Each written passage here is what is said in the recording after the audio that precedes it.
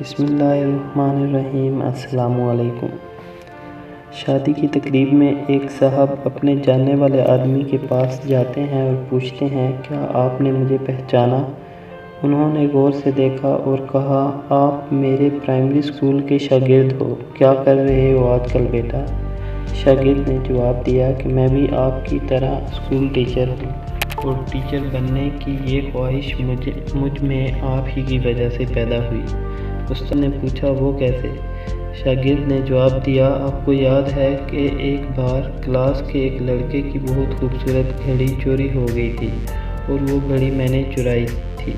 آپ نے پوری کلاس کو کہا تھا کہ جس نے بھی گھڑی چرائی ہے واپس کر دے۔ میں گھڑی واپس کرنا چاہتا تھا لیکن شرمندگی سے بچنے کے لیے یہ جرأت نہ کر سکا۔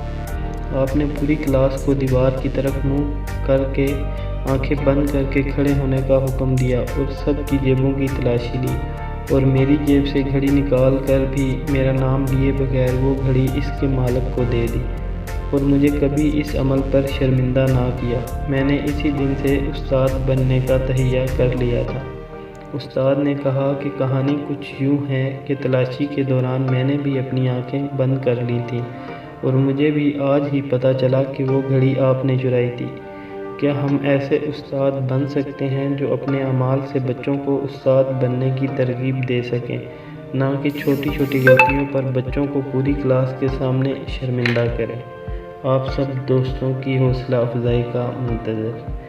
امید کرتا ہوں آپ کو یہ میری ویڈیو ضرور پسند آئی ہوگی۔ اگر آپ کو ویڈیو اچھی لگے تو لائک کر دیں، ہمارے چینل کو سبسکرائب کریں اور بیل آئیکن کے بٹن کو پریس کرنا ہرگز نہ بھولیں۔ شکریہ۔